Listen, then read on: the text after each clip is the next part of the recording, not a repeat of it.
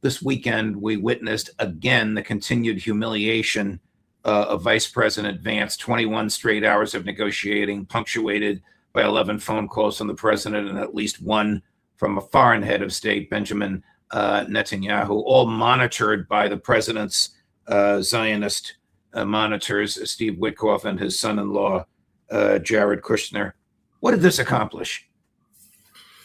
Well, first of all, we have to understand that Donald Trump's in a world of trouble right now. I mean, he's doing a lot of aggressive posting, insane posting, to be honest. But this is a man who promised his political base that he would not get involved in another, war of aggression in the Middle East. He, had openly condemned past presidents for doing exactly what he has done now. This is one of the dumbest wars ever fought by America, and there are a number of dumb ones we've been involved in. But this one has no basis in legitimacy whatsoever. This is 100% not only a war of choice, but a war in which the United States has been directed into combat by a foreign power. This isn't a war on behalf of the American people or American national security interests. This is a war on behalf of Israel. 100% pure. That's all it's about.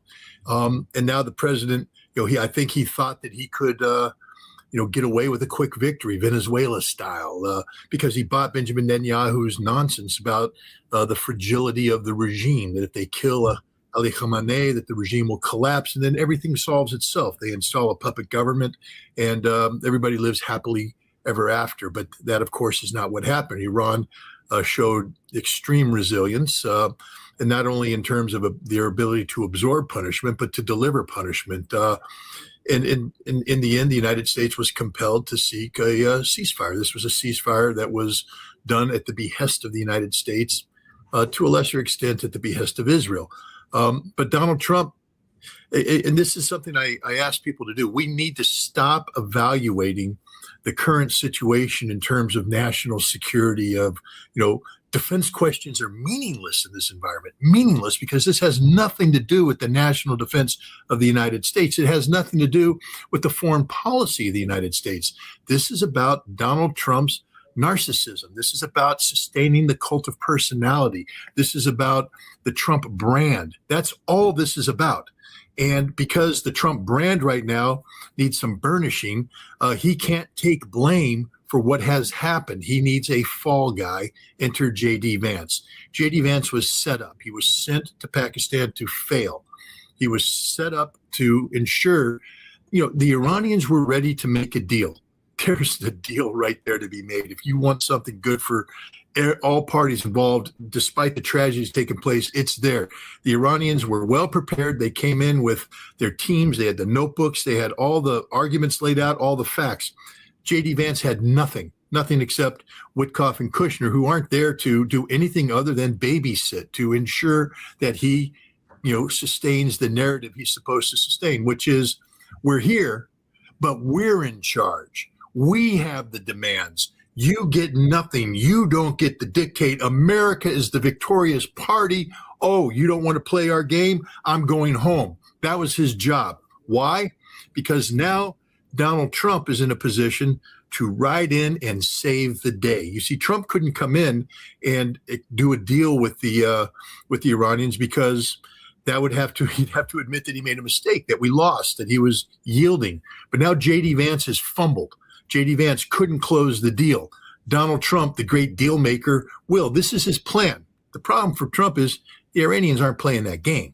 They're not going to yield. They're not going to do anything. There's a deal to be made there, but it's going to require the United States to eat some humble pie.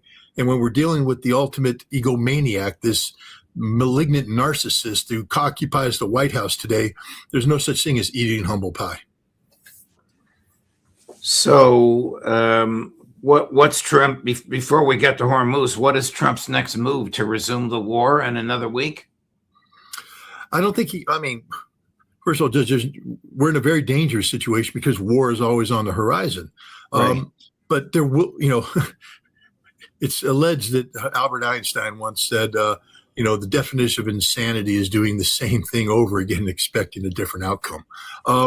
If we resume the war, we're going to lose. there's nothing that's happened militarily that changes the dynamic that already delivered an American defeat. We don't control the Strait of Hormuz, and we never will control the Strait of Hormuz. We cannot collapse the regime. The more we bomb, the stronger the regime gets. And I know there's been a lot of C-17 flights moving around, replenishing the missiles on board the ships, getting more defense. But we will. And the Iranians said, "Do whatever you need to do. You'll burn through all your stuff within 2 days, and we'll be right back where we started." The same dynamics in play. Iran controls every aspect of this conflict. We can blow up buildings on the ground. That's all we can do. We don't even know if you think there's anything of value in any building in Iran today, I've got a bridge to sell you in Brooklyn.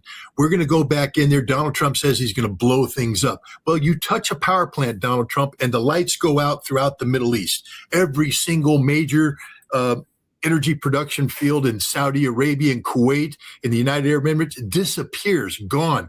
And if you want to play even more stupid games, they'll start taking out desalinization plants, and they'll do that in Israel as well. And that's life terminating. That's the end of modern civilization in this region. And this is where the Iranians are ready to go, if that's the game the United States wants to play. This is why we stopped the war, because we had reached the cap of our escalation capabilities. Had we continued with his civilization erasing threats, there would be no energy coming out of the Middle East for a century. Trump stopped because he understood this, that we had gone. So what's he going to do? Start all over again? So this is why he's taken a new tack, the blockade, but this isn't going to work. A blockade is by definition an act of war.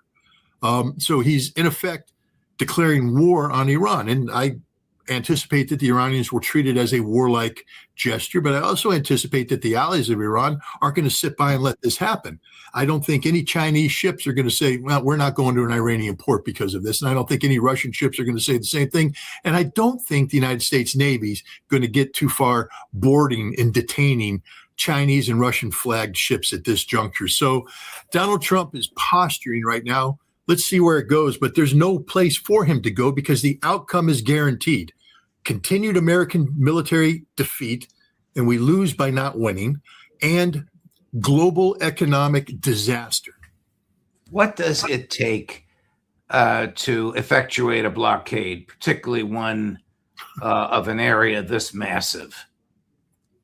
Well, first of all, it requires, extreme intelligence, meaning, and I'm not talking about the kind of innate intelligence that we're talking about that should be the purview of our elected leadership. I'm talking about intelligence from a systemic standpoint, from the U.S. intelligence community. We need to understand, where the ships are, where they're going, who they're flagged. And normally there's a mechanism in place. Lloyd's of London, the insurance companies, provides a lot of that. But because of the sanctions busting and because of the way this war has been going, the traditional way of tracking shipping is out the window. There's so much shadow fleet type activity taking place. So we need even better intelligence. Then the question comes, do we have the capacity to track, stop, search, detain these ships? Come on, ladies and gentlemen, look at a carrier battle group. First of all, the ships on the carrier battle group are there to protect the carrier. So if you have a cruiser or a frigate or a destroyer running picket, meaning they're the buffer between Iran's missiles and the carrier, the last thing these picket ships are going to be doing is diverting to intercept a tanker, because now they're off station. So we're going to need more ships coming in to do that. But as they move to detain, that is an act of war. And so if I were the Iranian ships or any ship, I would be leaving the Strait of Hormuz and hugging the coast of Iran and daring the United States to come in. Just saying, come on in, buddy, come on in, because those ships will be sunk by the Iranians. This blockade is as porous as, I can't come up with the appropriate metaphor at this point in time, but let's just say there's giant holes in this blockade. This is a politically motivated blockade that has zero chance of effectuating any impact on shipping coming out of the Strait of Hormuz. What happens if an American helicopter with a half dozen Navy SEALs in it lands on a Russian tanker? If the Russian tanker has some Wagner type PMCs, and that helicopter will never get to the tanker. It'll be shot down. The SEALs come down. There'll be a firefight on that boat. The SEALs may prevail, but now we're at war with Russia. So don't do it. I mean, this is stupidity in the extreme. But again, I don't know what Russia's doing right now in terms of beefing up, but there are reports that they have put Wagner veterans or PMC type people on these ships, armed them not only with light arms and machine guns, but also man pads. So if a helicopter comes in, they're going to be going up against combat hardened veterans. And I know the SEALs are pretty tough, but you're not too tough when you're on a helicopter and that helicopter has been struck by a man pad, and now you're going down in the water. You're just dead. How desperate is Trump for an out from the war? It appears that he and his administration have given up the ghost on regime change. They have certainly given up the ghost on neutralizing or neutering, I'm not sure what the word is, Iran's ballistic missile. He was telling Maria Bartiromo had a look of surprise on her face, even though she's a friend and fan of his, that he still thinks the U.S. can capture the Iranian nuclear material.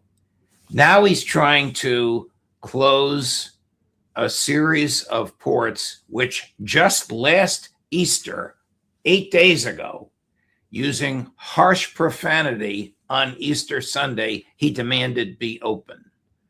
How desperate is he? Again, this is a man who is trapped. I mean, literally trapped in a device of his own making.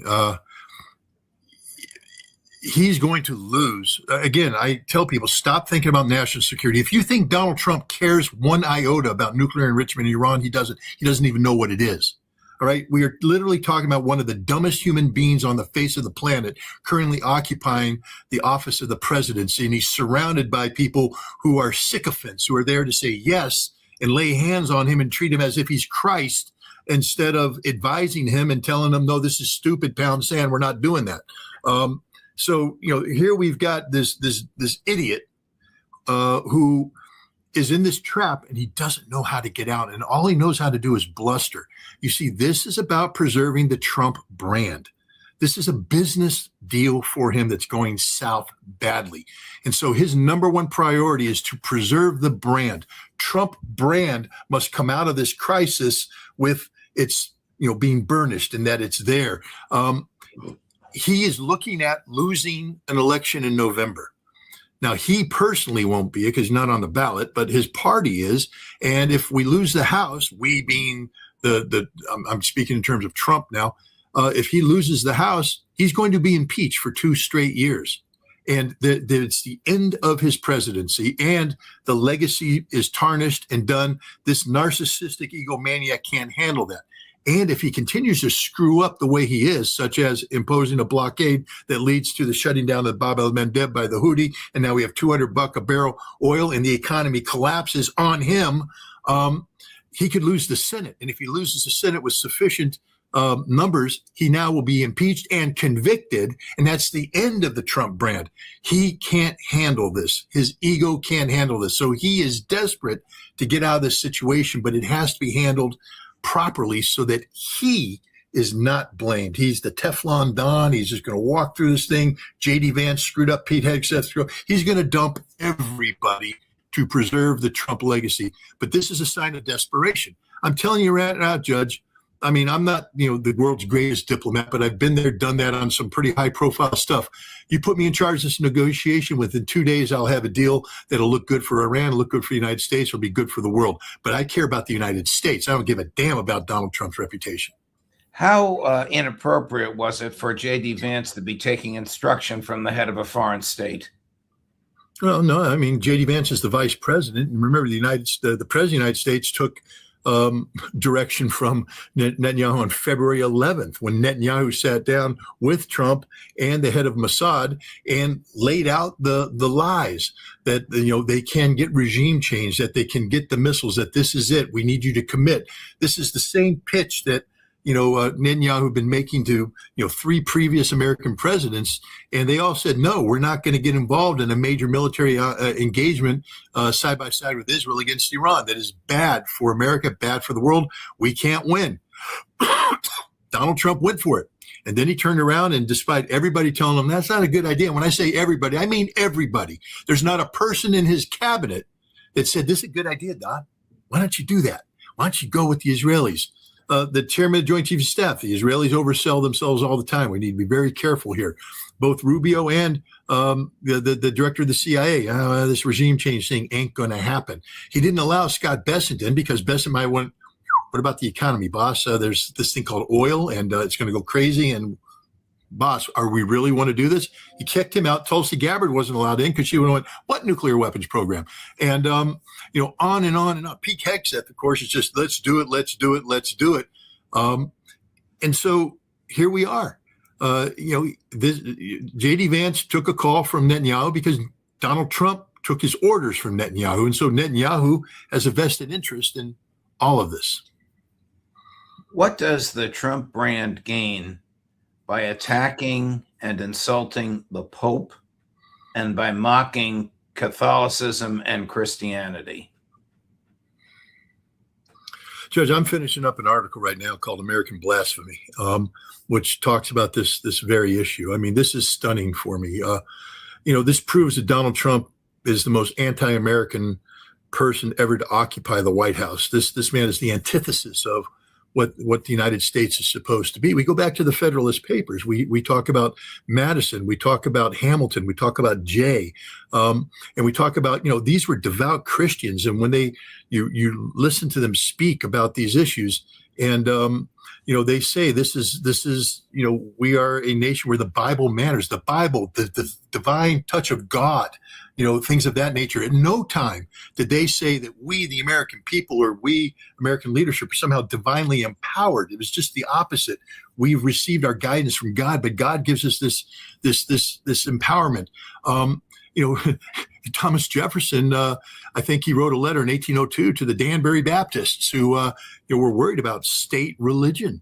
And that's where he came out and said separation between church and state. There will be a separation here. There must be. Donald Trump is the opposite of that. He is claiming to be Christ. That image you just showed up, he is Christ. He is doing Christ-like activities.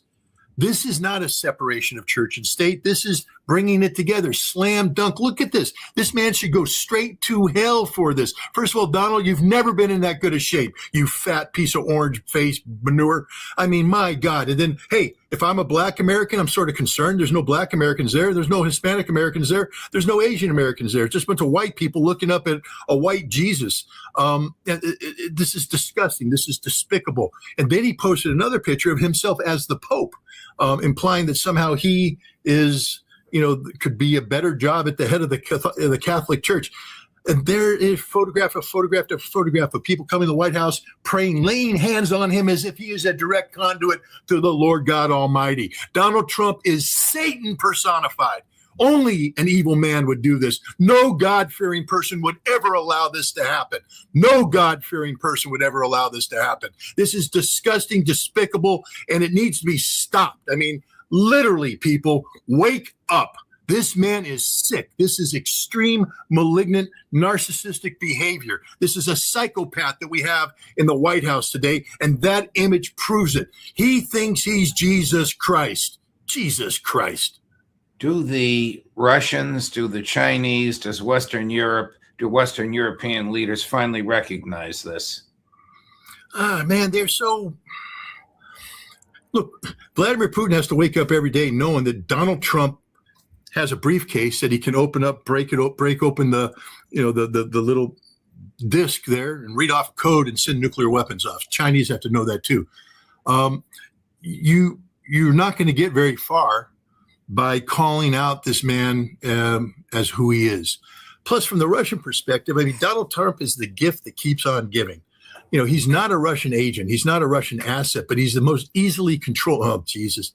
Judge, come on, man. I mean, I'm not posted that himself. Chris didn't create that with AI. Trump posted that. Trump posted. No, I know that. I'm saying that look, I'm not Catholic, and I could sit here all day and point fingers at any one of the organized religions that are out there, but I respect faith.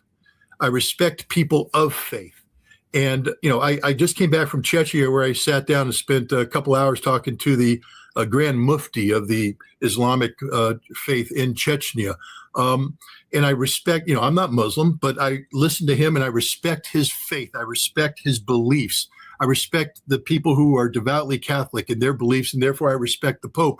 I respect people of all faiths and take their faith seriously. This man openly mocks faith because he has no faith. This man doesn't believe in God. He doesn't believe in divinity. He believes in Donald Trump.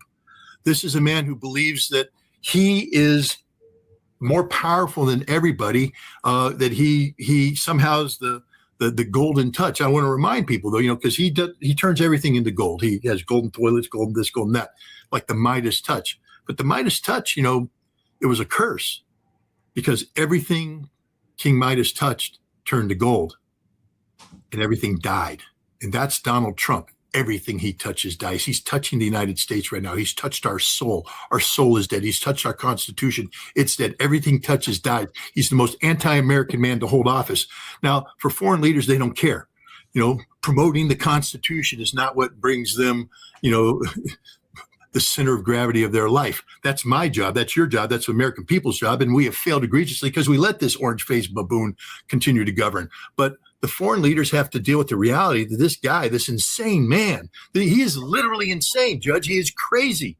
I'm tired of on social media. Donald Trump is playing 5D chess. He wouldn't even know how to play 1D chess. All right. He's not smart enough. He's truly a stupid man. I mean, he is Norm Peterson blended with, whoever that drunken, drug-induced guy that Sean Penn played in Fast Times at Ridgemont High, but mean-spirited. I mean, him, big hands. Donald Trump he's a walking, talking parody of everything wrong with America, and yet he's real. He's there. They have to deal with this, and it's frightening because Putin can play him, and you saw this after Donald Trump, got the ear nicked in Butler. He's the bravest man ever. He stood up. He fought. I don't think Putin believes it, because Putin knows what real bravery is. But he saw that and he said, "I can stroke Donald Trump's ego," because that's what it's all about. If you stroke his ego, you win. That's the end of the game here. That's, again, I come back. Stop talking about defense policy. Stop talking about national security policy. When we're talking about the Trump presidency, we're talking about the Trump brand, Trump's ego. And so now we have the world worrying about how to keep this spoiled, pampered nobody from launching a nuclear war. Here's somebody who has no fear of him. Chris, cut number 5. I have no fear of neither the Trump administration nor speaking out loudly about the message of the gospel. And that's what I believe I am called to do, what the church is called to do. If we're not politicians, we're not looking to make foreign policy, as he calls it, with the same perspective that he might understand it. But I do believe that the message of the gospel, blessed are the peacemakers, is the message that the world needs to hear today. Blessed are the peacemakers. I've been saying, again, Judge, I've been around the world too many times. I'm just a little too jaundiced. And, I sometimes question, the existence of somebody above, because I look at the horrors of this world, the horrors done by man, by people created in God's image, and oftentimes done under the guise of the religion of the monotheistic God. So I struggle, but I will say this, in reading the Bible and studying the life of Jesus, I am struck by the fact that if you follow the teachings of Jesus, that blessed are the peacemakers. I mean, Jesus is about peace. He's about love. He's not about death. He's not about destruction. And so to call yourself a Christian, and yet, as Pete Hegseth does, I mean, he's sitting there as a Christian, but he's the wrong kind of Christian. He's the crusading Christian. He's the murderous Christian. He's the Christian that forgot that we are all God's children. Jesus, blessed are the peacemakers. This is it. This is what we should aspire to. This is what makes humanity great. This is what gives us hope, because only through peace, And you're talking to a man of war. All right. I've done it. I know what it is. And I reject it, because all war is about is humans killing humans. That's it. It comes down to man killing man. And oftentimes women and children get involved in the mix. It is the exact opposite of why we were brought here on earth. We were brought here on earth to thrive. We have souls, we have conscience, we have feelings, we have emotions. All right, these emotions are best expressed in terms of love and friendship and acts of kindness, as opposed to being perverted by violence and hatred. And yet we now have a president who claims to be Christ-like, who's promoting war, and he says the most outrageous things. I have been to Iran. I have met the Iranian people. They are kind people. They are intelligent people. They are cultured people. These are some of the finest examples of humanity one can imagine. And I've met their religious leaders, and they are men of faith. I'm not saying I buy into their religion. I'm saying that I respect their religion, and I respect the role they play in representing their religion. And you know what? It doesn't matter if I don't believe into it. The people of Iran do. These are people of faith. Deep, abiding faith in God, in their God, in Allah, and in God's messenger, Muhammad, and in Ali, and in Hussein. We just, blessed are the peacemakers. That's what we should be aspiring to be, all of us collectively. And as Americans, we have to hold our elected officials to that standard, because even though there's a separation of church and state, I once again ask everybody to go back to the foundational principles of this constitutional republic. Go read the Federalist Papers and read the writings of James Madison, read the writings of Hamilton, of John Jay, and you will see that these were God-fearing men who believed in Christianity and believed in the Bible and absorbed it, and then that was turned into the Constitution. But they recognized that we had to protect the Constitution and this republic from the sins of man. And we had to protect it from religion controlling this. We had to give everybody a right to worship the way they saw fit.